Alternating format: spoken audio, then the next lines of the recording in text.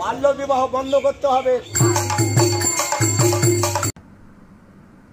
বাংলার ঐতিহ্য ভাদু গান বাঁচিয়ে রেখেছেন শিল্পীরা, তবু এখনো বহু শিল্পী সরকারি ভাতা থেকে বঞ্চিত। বাংলার গ্রামীণ সংস্কৃতির অবিচ্ছেদ্য অংশ ভাদু গান। ভাদ্র মাস এলেই গ্রামে গ্রামে বাজে ভাদু গানের সুর। গ্রামের মানুষের উপচে পড়া ভিড়, চাল পয়সা, সহযোগিতা আর শিল্পীদের প্রাণের টানে এই ঐতিহ্য আজও বেঁচে আছে। যারা এই শিল্পকে ধরে রেখেছেন সেই শিল্পীরা অক্লান্ত পরিশ্রম করে ঘরে ঘরে পৌঁছে দিচ্ছে আনন্দ। শুধু বিনোদন নয়, ভাদু গানের মাধ্যমে সমাজে ছড়িয়ে দিচ্ছেন সচেতনতামূলক বার্তা, যেমন বাল্যবিবাহ রোধ, মানবিকতা আর সামাজিক ঐক্যের কথা।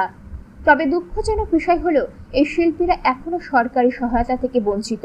বহু শিল্পী এখনো শিল্পী ভাতার অংশীদার নন। তারা আপ্রাণ চেষ্টা চালাচ্ছেন বাংলার ঐতিহ্যকে বাঁচিয়ে রাখার, অথচ প্রাপ্য মর্যাদা ও সহায়তা থেকে পিছিয়ে রয়েছেন। এমন পরিস্থিতি ভাবাচ্ছে সংস্কৃতিপ্রেমী মানুষকে।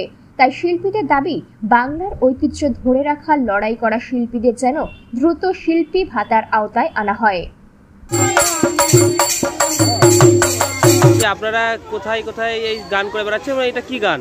এটা হচ্ছে ভাদু গান। এটা হচ্ছে আপনার বাংলার প্রাচীন লোক ঐতিহ্য ভাদু গান। এটা আমরা মন্দির, গ্রামের চৌমাথা এইসব জায়গায় করে বেড়াই। আচ্ছা, এলাকায় থাকেন না বিভিন্ন আরো এলাকায়? আমরা বিভিন্ন বাইরে যাই, কিন্তু ব্লকে যেহেতু ব্লকের আমরা প্রত্যেক ব্লকটা আমরা পুরোটাই ঘুরি। এই বাংলা সংস্কৃতি যে বাংলা হতে চলেছে, আমরা এগুলো তুলে রেখেছি, এখনো ধরে রেখেছি। আমরা আশা করছি বর্তমান এখন ভবিষ্যৎ পর্যন্ত ধরে রাখবো। আপনারা কি চাইছেন? সরকারিভাবে কি সুযোগ সুবিধা আপনারা পান? সরকারের কোনো সুযোগ সুবিধা আমরা পাই না। বহুবার চেষ্টা করেছি, ভিডিও আমাদেরকে কোনো অ্যালাউই দেয়নি। এখন তো সরকারি ভাতা দিচ্ছে শিল্পীদের, তো আপনাদেরকে কোনো রকম সাহায্য করছে না? না না, কোনো প্রকার সাহায্য আমাদেরকে দেয় না। এখন শিল্পী কার্ডে দেওয়া হয়নি, তার ভাতা কী করে পাবো আমরা? তা আপনারা এই গ্রামে গ্রামে এই মানুষের যে চাল এগুলো তুলে নিয়ে যাচ্ছেন, এগুলো কী করবেন? এগুলো আমরা লাস্টের দিন ধরুন ওই ভাদুর পুজো দেবো, 3 বার পুজো দিতে হয়। পুজো দিয়ে যত ফলমূল কিনে এটা খরচ করব।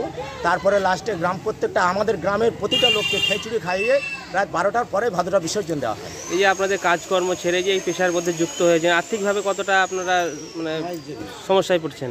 সমস্যা তো অবশ্যই আছে, কিন্তু আমরা এটা একটা যে আমাদের সংস্কৃতি আমরা বহুকাল ধরে করে আসছি। হ্যাঁ, আমি ধরেন 84 থেকে এটা করে আসি, সেই জন্য এটা আমার ভালো লাগে, এটাকে আমি ভুলতে পারছি না, সেই জন্য সংস্কৃতিটা ধরে রেখেছি। আপনার নাম? পশুপতি মণ্ডল, পরজোড়া বাড়ি, নবগ্রাম। আপনার সম্প্রদায়ের কি নাম আছে নাকি? হ্যাঁ, নাম আছে। কি নাম? আমার এটা রাধে রাধে সম্প্রদায়। হ্যাঁ, পরজোড়া। এটা কতদিন হবে এটা? হ্যাঁ, এটা ভাদ্র মাসের শেষ দিন পর্যন্ত চলবে। হ্যাঁ, পুরো ভালো এসছি আমরা।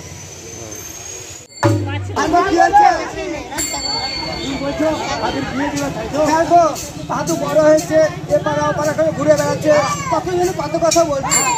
বিয়ে দিতে হবে তো, ছেলে দেখেছো কেন?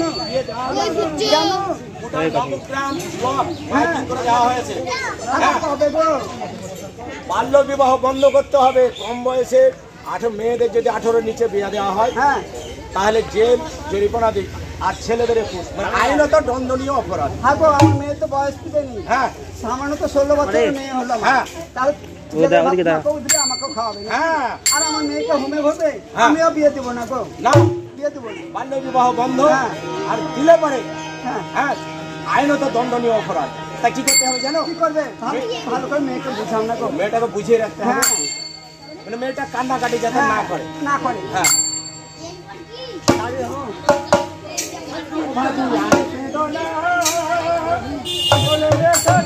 ভাদু রে ভাদু।